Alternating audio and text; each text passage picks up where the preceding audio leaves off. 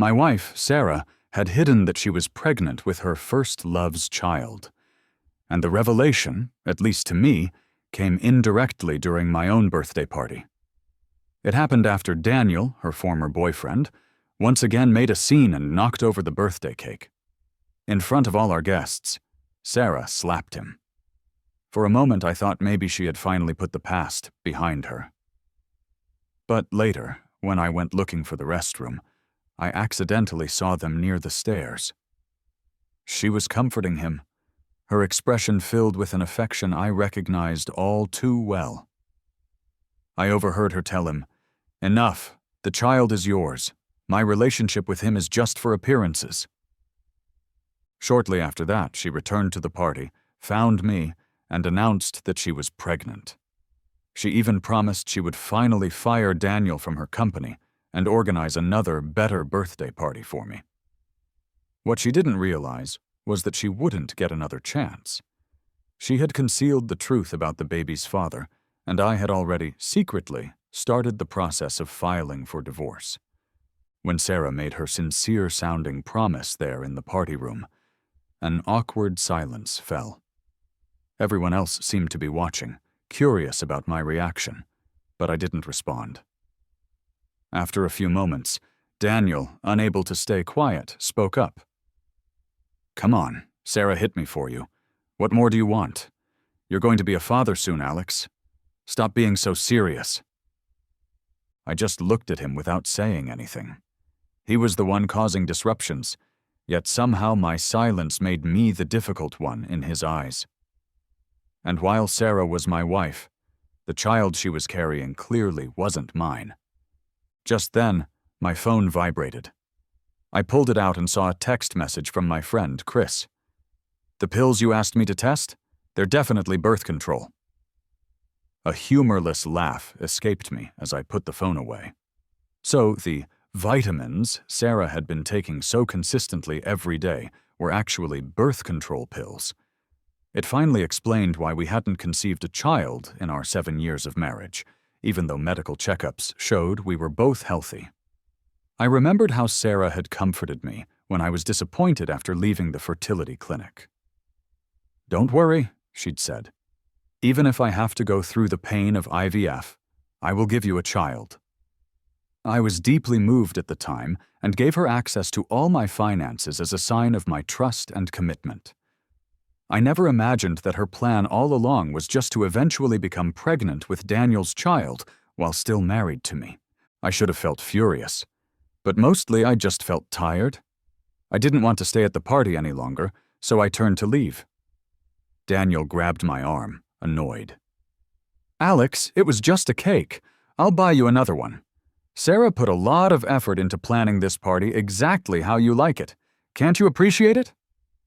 I glanced around the room again. It was true. The decorations reflected my preferences. However, none of my own friends were present. The guests were all mutual acquaintances of Sarah and Daniel, people who knew about their long and complicated history. They acted almost like guardians of Sarah and Daniel's connection, and I could feel their mocking amusement directed at me. It wasn't a party I had any interest in. I pulled my arm free from his grasp. Sarah, who usually took Daniel's side, surprisingly stepped in and scolded him. "What were you thinking causing trouble like that?" Then she turned to me, smoothed my shirt, and spoke softly. "If you're not feeling well, we can go home now." Even though she was siding with me for once, it brought me no comfort. As the CEO of a successful company, she often carried her professional, somewhat detached manner into her personal life. I used to accept it, thinking that was just her personality until 3 years ago.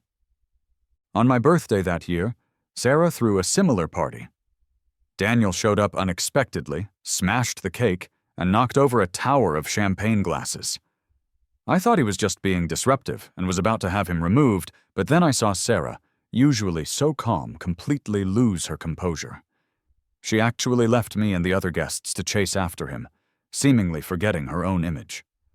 That was the moment I realized that while she could lose her temper, I had never truly reached her emotionally. The following year, Daniel did the same thing again. When I went looking for them, I found them embracing under a tree outside. This year felt different because she had actually reprimanded him in my defense, but I understood it was likely just a way to compensate for the fact that she was carrying his child.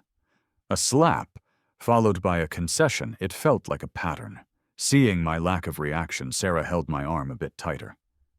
I shook my head. "I'm leaving." Sarah seemed to understand I meant to go home alone and gently took my arm. "Okay, let's go home then." But Daniel called out to her possessively, then looked at me with a challenging expression. "Sarah's pregnant. She shouldn't drive. You should probably get a taxi home, Alex." Sarah gave Daniel a playful glare before turning back to me, explaining softly, "I actually have some urgent work to finish at the office. You go home and get some rest. I promise I'll throw you another birthday party this Saturday." I just nodded, not really engaging. I opened the door and stepped outside, taking a deep breath. I knew there was no urgent work. She was just making an excuse to spend time with Daniel, probably to make up for hitting him earlier. I took out my phone to call a taxi when another message arrived.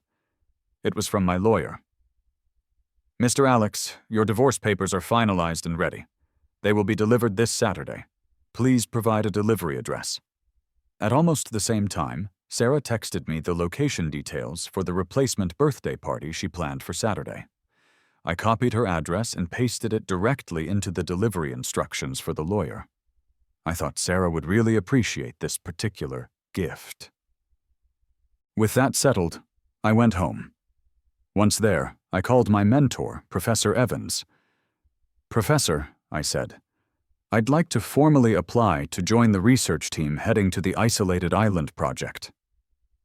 He paused, then tried to gently dissuade me. "Are you certain, Alex? Once you are on that island, there's absolutely no contact with the outside world for at least 10 years. Aren't you worried Sarah will search everywhere for you?" It was true. My disappearance would likely upset her. I remembered a time she gave a rare painting she'd bought for me to Daniel, replacing it with a convincing forgery for me. I was so disillusioned after discovering that I had made plans to move abroad permanently. But somehow my plans were leaked, and I was accused of trying to leave the country with sensitive company secrets.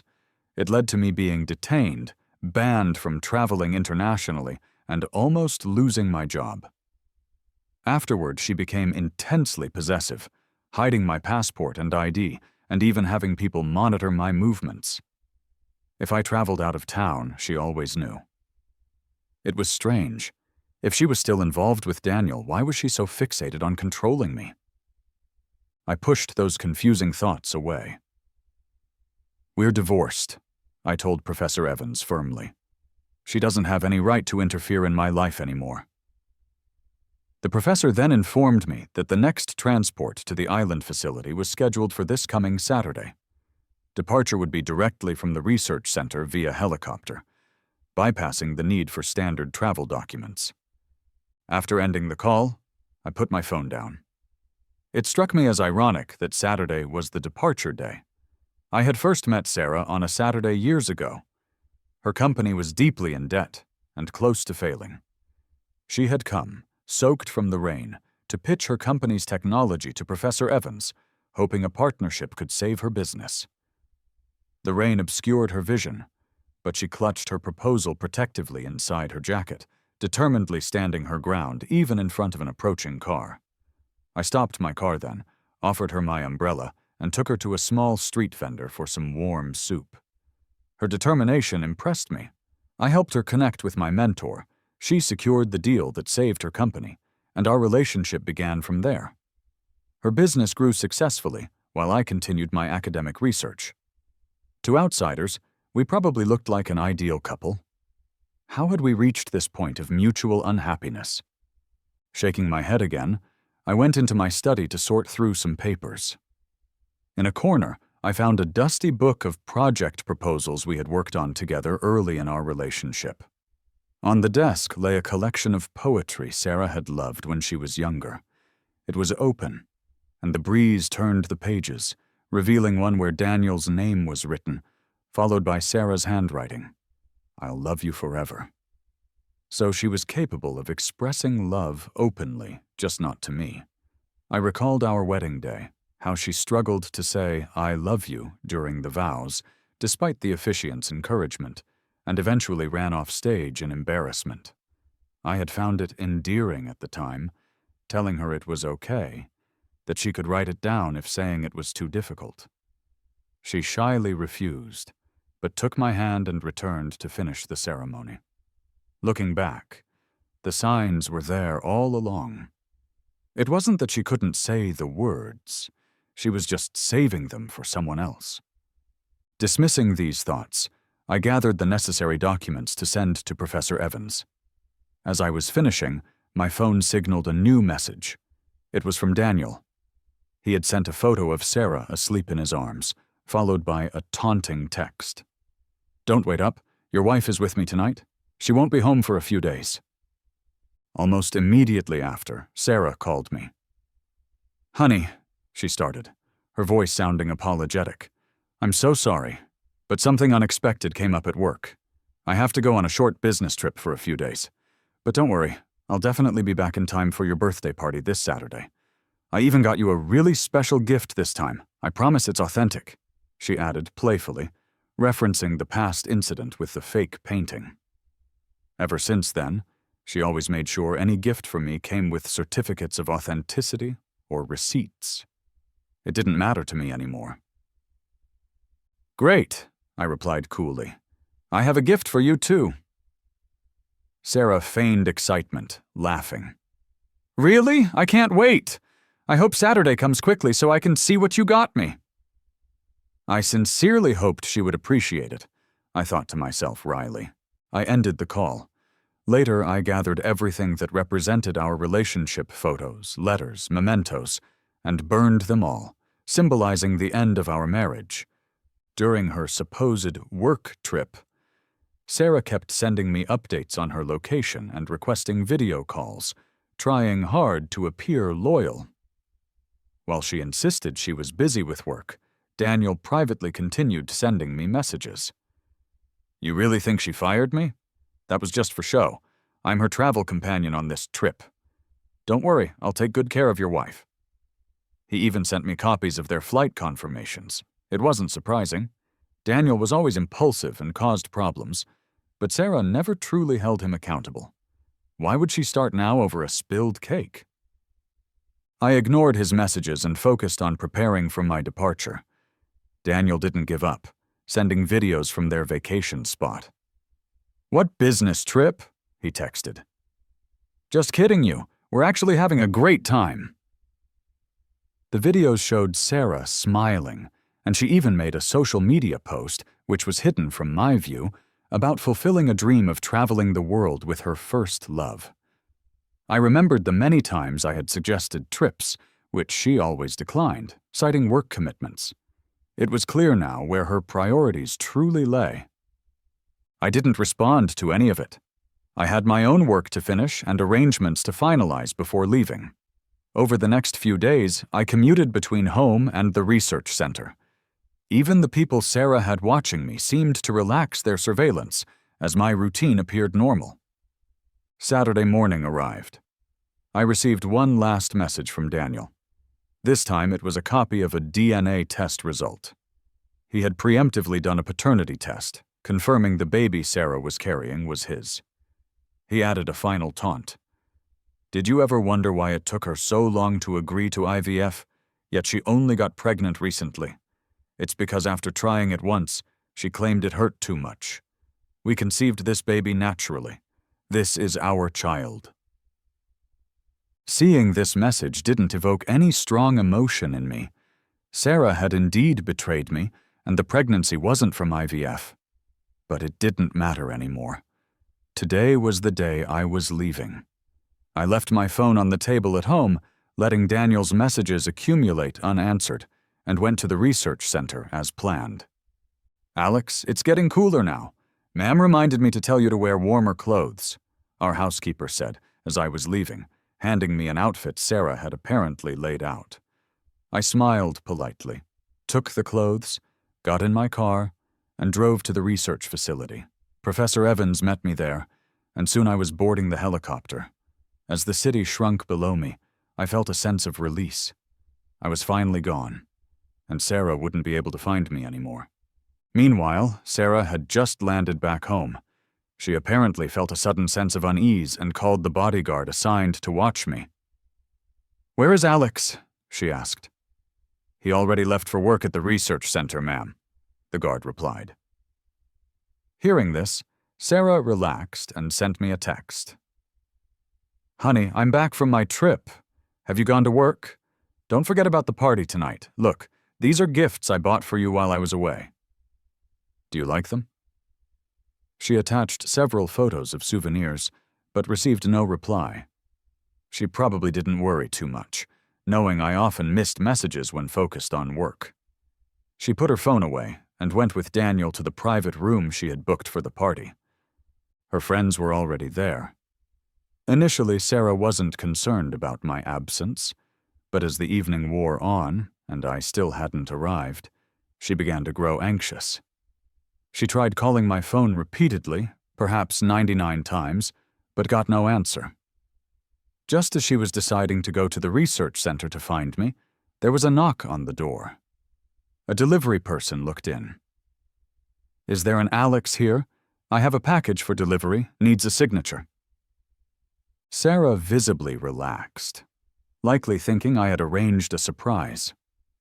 Honestly, she probably thought, we've been married this long. Why is he still playing games? She signed for the package and opened it eagerly, only to find 2 copies of official divorce papers inside. She was stunned. Seeing the names Alex and Sarah startled her even more, but her panic lasted only a moment. She likely remembered she had my ID documents hidden away and assumed a divorce couldn't be finalized without her direct consent, so she wasn't truly worried about the legality yet. However, she understood one thing clearly. I was angry. She tried calling my phone again, but it still went unanswered.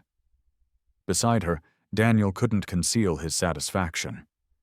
He assumed his taunting messages had driven me away, and secretly hoped I would stay hidden this time, unlike the previous instance when Sarah had managed to find me and bring me back.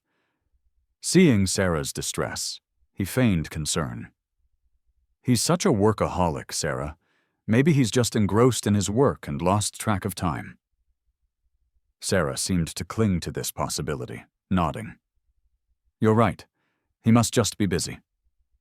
They decided to go to the research center together to look for me. After confirming Sarah's identity, a staff member at the center shook their head. "I'm sorry, Miss Sarah. You were previously married to researcher Alex, but according to our records, you are now divorced. I am not authorized to disclose his current whereabouts or status. Please leave the premises." Sarah barely glanced at the ID card they handed back. "Impossible. I never agreed to a divorce. How could this happen?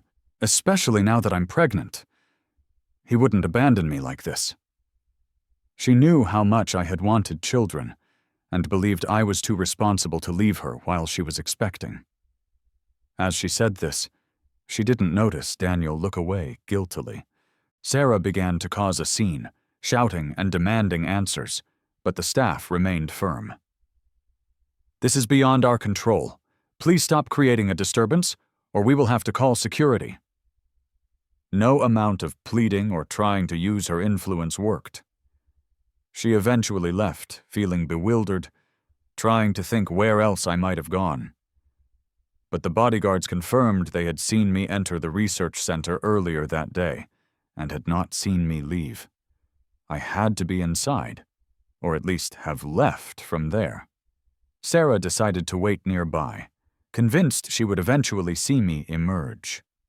Late into the night, Daniel put his coat around her shoulders. "Sarah, let's go. It's cold out here. He's probably just angry and hiding deliberately to make you worry. Just leave him be. I'll be here for you and the baby. I'm the real father, after all."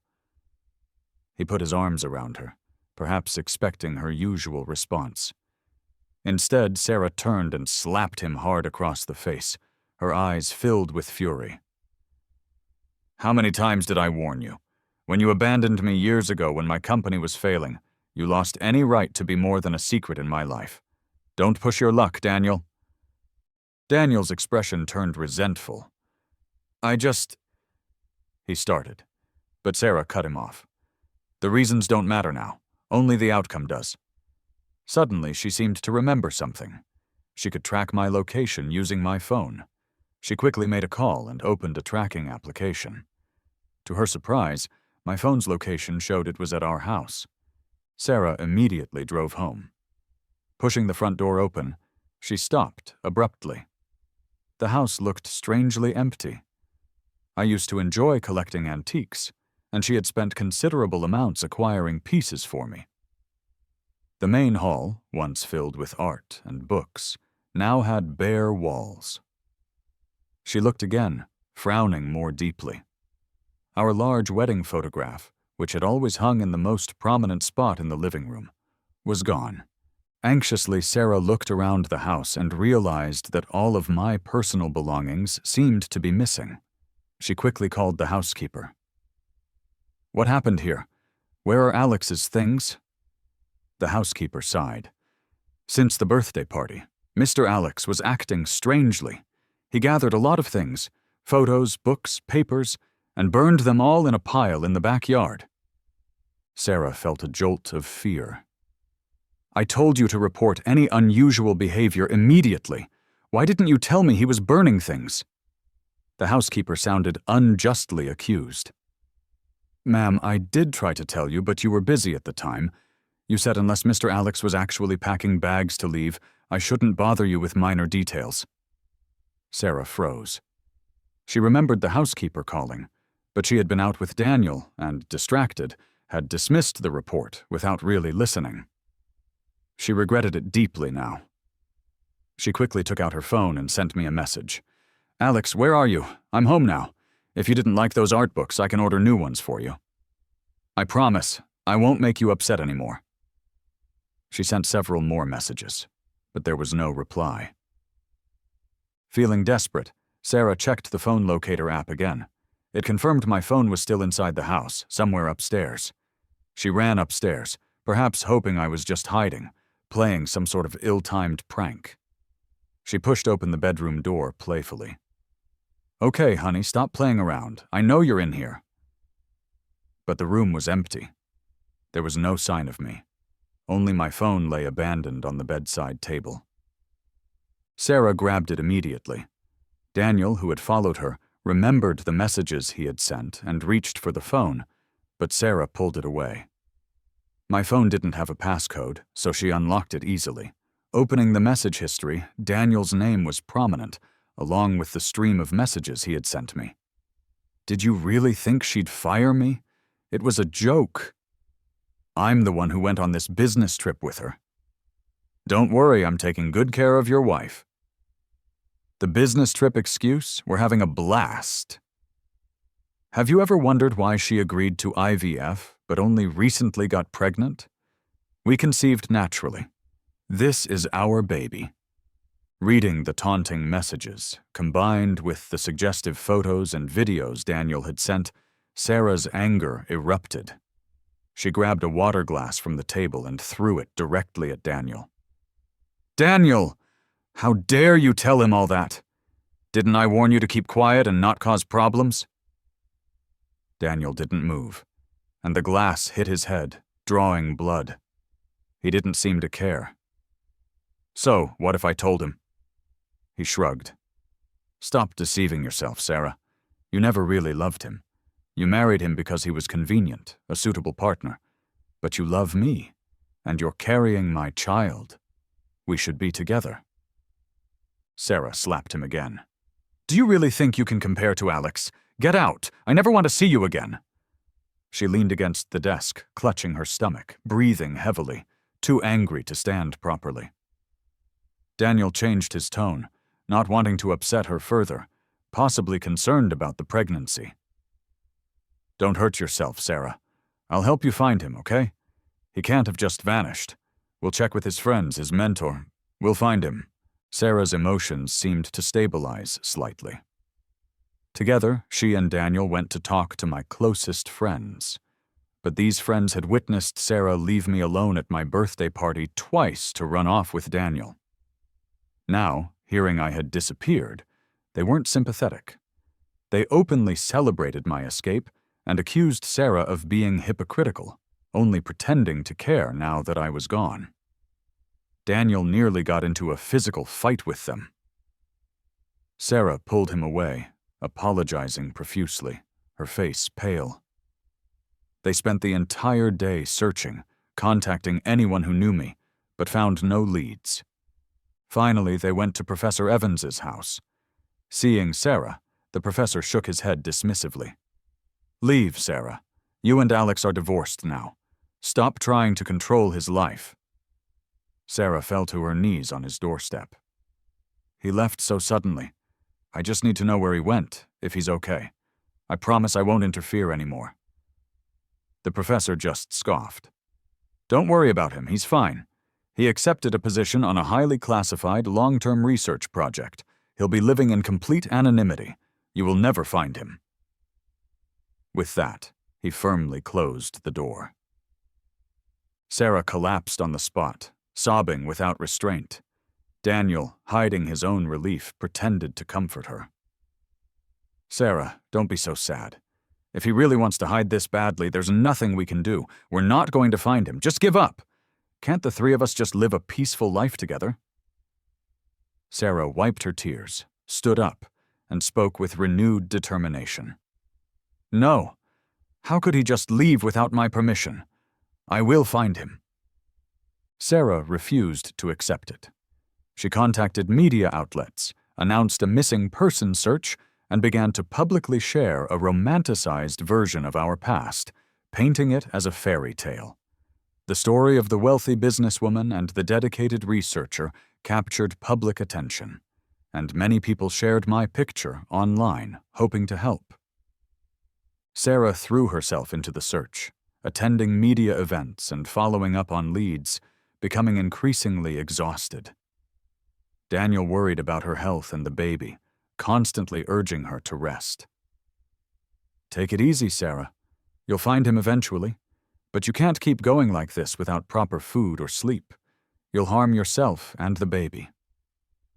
He knew mentioning my name was the only thing that could get her attention, but she seemed obsessed, unable to rest until she found me. She constantly regretted accepting Daniel's invitation for that last vacation. If she had stayed home, she thought, she might have noticed something was wrong. But regret was useless now. Since she wouldn't listen to reason, Daniel eventually waited until she was exhausted and had her admitted to a hospital for rest and intravenous fluids. Sarah didn't know how long she was unconscious. When she woke up, she saw a figure standing nearby and cried out, "Alex, you're finally back." But as her vision cleared, she realized it was Daniel holding a bowl of soup he had made. He gently blew on it to cool it. "Come on, have some soup. You need to get stronger. The doctor said you need complete bed rest to protect the baby." Sarah recoiled, knocking the bowl from his hand. "I don't want you. Bring me Alex," she screamed, sweeping items off the bedside table, creating a mess in the room. The hot soup scalded Daniel's hand, but he tried to stop her from pulling out her IV drip, apologizing. "Sarah, I told you before. Back then, when I left you, I was forced to. My parents threatened me. What else could I do?" Sarah stopped struggling and looked at him coldly. "Get out. When I needed help all those years ago, Alex was the one who stood by me. I think I realized I loved him without even knowing it. And just when I finally understood that, he left me." A tear rolled down her cheek. She had always assumed her feelings for Daniel were the defining love of her life. But my sudden absence made her realize how much she had come to depend on my quiet, steady presence. She had so many things she wanted to tell me now, but the words remained unspoken. Daniel looked stunned, perhaps thinking she was being irrational, that she only valued me for my status and intellect while desiring him for passion. But before he could argue further, Sarah took advantage of his hesitation, pulled out her IV, and called hospital security to remove him from her room. Daniel didn't want to upset her more, especially given her condition, so he complied, but lingered nearby, watching over her. After leaving the hospital, Sarah continued her search relentlessly, even sponsoring a reality TV show dedicated to finding missing persons, hoping I might see it. People were moved by her apparent devotion, and my picture circulated widely online. Of course, this attracted scammers. Someone sent her a message claiming to have seen me in Africa. Although her staff warned her it was likely fake, Sarah, fluctuating between hope and despair, flew overseas based on nothing more than a blurry photograph. "Sarah, we found the person you were looking for. We brought him here," her contacts eventually told her. Filled with anticipation, Sarah looked up, only to immediately look down again in disappointment. The man resembled me slightly, but after 7 years of marriage, she knew instantly it wasn't me. Shaking her head, she was planning her next trip to follow another dubious lead when Daniel, who had tracked her down again, confronted her. "Sarah, stop this! This endless chasing back and forth, and do you even care about the baby anymore?" Sarah crossed her arms and looked at him icily. She then threw a folded piece of paper at him. It looked like medical paperwork related to an abortion. "Daniel, I warned you. Disobey me, and this is the consequence. This is all my fault anyway. If I hadn't agreed to your ridiculous trip, if I wasn't pregnant, maybe he never would have left me." Daniel stared at the paper, then yelled in disbelief, "Are you crazy? This was the child we both wanted." But after losing me, Sarah was consumed by regret and showed no leniency towards Daniel, blaming him entirely for destroying her life. If he hadn't constantly interfered, she reasoned, I wouldn't have discovered their past. They wouldn't have fought so often because of him, and none of this would have happened. Ignoring Daniel's rage, Sarah had him permanently removed from her life. "Daniel, remember all those mistakes and questionable deals you made while working for my company? The ones I overlooked? As soon as I get back, I'm initiating a full legal review. Get ready to face the consequences." The past issues Daniel thought were forgotten were brought to light.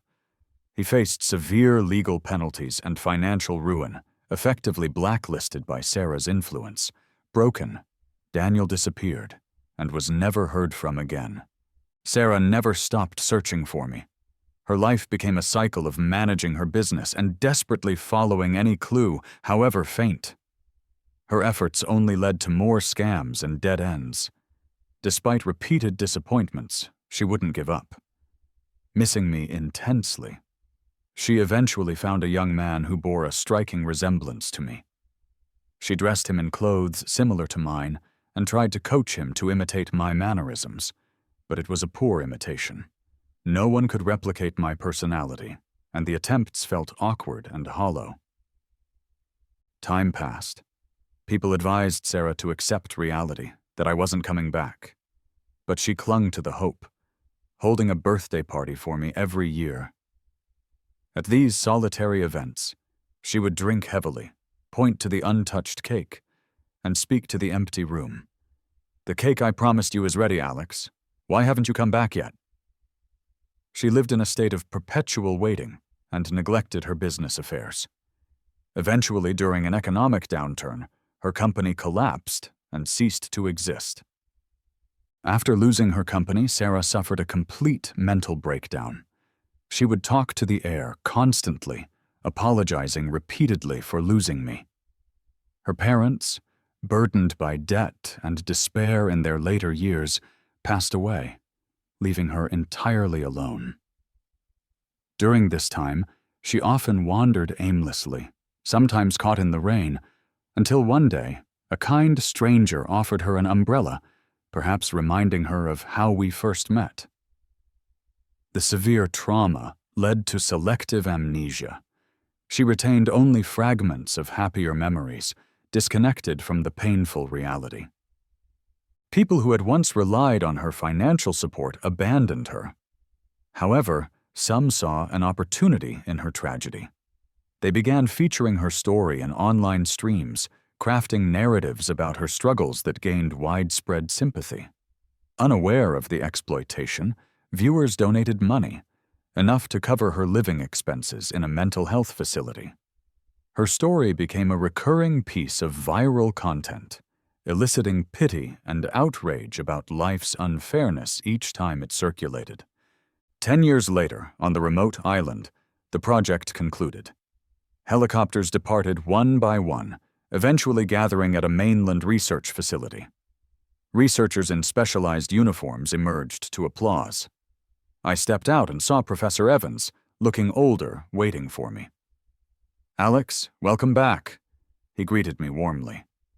The 10 years had passed quickly, filled with intense research. Now that I was back, my mentor gently brought up Sarah. "Alex, Sarah's company failed several years ago. She's been living in a mental health hospital since then. Do you want to go see her?" I was momentarily taken aback. Had Sarah really deteriorated so much because of my departure? But I quickly shook my head. "No, Professor, thank you for telling me, but honestly, I'm just really looking forward to some of your wife's home cooking." Professor Evans understood, and his wife smiled kindly. The three of us headed towards a nearby grocery store. After a decade away, the city looked different. Old neighborhoods were replaced with gleaming skyscrapers, and giant digital screens displayed advertisements everywhere. Out of curiosity, I glanced up at one screen, just as a segment about Sarah began playing. It showed footage of her talking to herself, seemingly addressing me. "Okay, Alex, I'll come eat right after this meeting." An emotional narrator recounted her downfall, while the program clearly capitalized on her situation. Viewers were shown crying and urged to donate by sparing the cost of a cup of coffee to help Sarah live a better life. Suddenly, someone in the crowd nearby pointed at me. "Hey, aren't you Alex? Your wife, Sarah, has been looking for you for years." I managed an awkward smile and shook my head, waving dismissively. "Sorry, I think you have the wrong person." Then, I quickly guided Professor Evans and his wife away from the bustling street.